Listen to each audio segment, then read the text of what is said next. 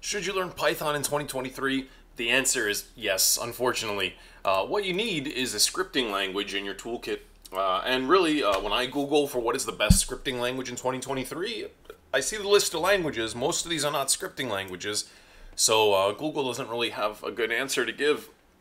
And out of the list of languages, really the best one I see for scripting would be Python. I would sooner use Python than JavaScript for quick little scripting tasks on my computer.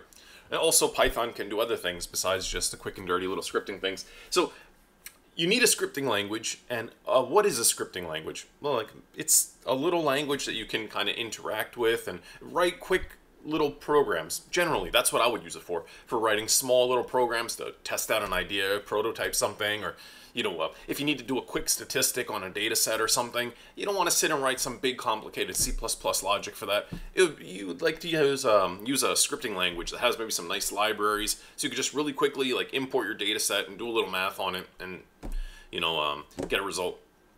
And other things as well.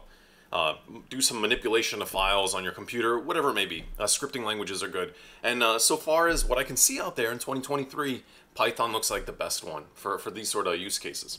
And Python is also good for other things as well, making websites and various other things. You do math and science, statistics with it and stuff. It's quite a popular language still. But I'll tell you, and now this is a Linux channel. Forgive me, I'm on the Windows computer here. This idea just came to me because I'm preparing for a class. I'm teaching a Python class in university this semester, and I figure most of my students are going to be on Windows or Mac. So I'm pretending I'm one of my students and running through some exercises with Windows and Mac. I would normally use the Linux computer, but I want to put myself in their shoes and kind of see what they're going to be up against. And it's been a while since I had to configure my Python environment on Windows, and it sucks now. It sucks now just like it did. So Python is an awesome language for doing quick little things like I'm telling you. That scripting languages are for, but to set up Python on your computer, at least on Windows, I haven't experimented with the Mac yet, but it stinks. It stinks. And I could give you some reasons why it stinks. Also, Python also has some issues, has its own issues, independent of how bad it is to set up. But let's just look at setting up Python and why it sucks. Okay, but before we go down that road, just know the takeaway here is yes, you should learn Python. I'm just gonna, complain now a little bit about it, but really it's the best choice for scripting languages. But for example, my students were gonna do a little something with Django to make a little website. Well, there's issues installing it. I've come across issues installing this Django tool that works with Python to make websites. And, here's one blog post. You see many like this. If you can't get Django to work, try installing it 1, 2, 3, 4, 5, 6, 6 different ways. This is catastrophic because you might have multiple Python installs on your computer. These might be installing to different locations, corrupting some other setup, and then, what do they tell you to do? Well, instead of doing that, use a virtual environment. Well, that's going to be a headache as well. What is virtual environment? I got to explain that now. It stinks. Just installing a tool. For any other thing in the world, you would type install and it would install. But for Python, if you want to install some package, there's a million ways you might do it, and these can corrupt your environment on your computer, And then you're a beginner, so you're going to type this thing, corrupt the environment on your computer, and then you're not going to know how to fix it. It really stinks. So that's why I would say Python stinks. Setting it up, at least on Windows, is an absolute nightmare.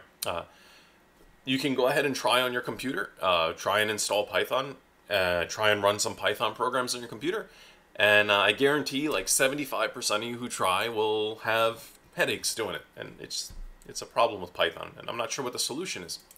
You need maybe the guidance of an expert would really be the best thing, someone to help you troubleshoot your computer.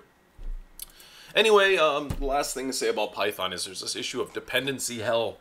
It's kind of related to you can have multiple installations of a library on your computer and blah, blah, blah. Long story short is, the takeaway here is if you're a beginner, you might have some library called requests, and you might have 2 of them on your computer, and getting the right one in your program is just going to be a real nightmare. So, you're going to see all kinds of scary error messages, and it's very frustrating.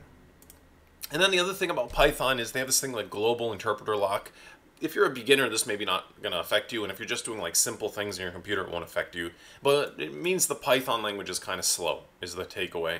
And there are a bunch of workarounds around it. And you can see here like how to deal with it. Multi-processing, multi-threading. This is getting complicated here, what they're talking about. And things like C Python, Jython, Iron Python and stuff. That's, you know, if you're a beginner, this is, you know, it doesn't make sense to you. But I'm just saying there's a thing, the Python language can be slow. But anyway, at the end of the day, once you get the thing installed and working, Python is the best thing for you for a scripting language. So you go ahead and learn your compiled language, your C++ or Java or you know, Kotlin or Swift or whatever you go. But then you're also probably going to want a little scripting language to do, you know, quick and dirty things. And also Python can do some complicated things, you know, math, science, web development. Really, Python can do kind of everything. And it would be a good language to have. And I just don't see a better one. I learned Python like 17 years ago. I just went to Google today, like best scripting languages, because I figure by now I'm getting older. Maybe, you know, there's something new out there that people like, but it seems like no. It seems like Python is still very relevant in 2023. So go ahead and learn it if you have the time and the inclination. I recommend it. It's very useful tool for you to learn.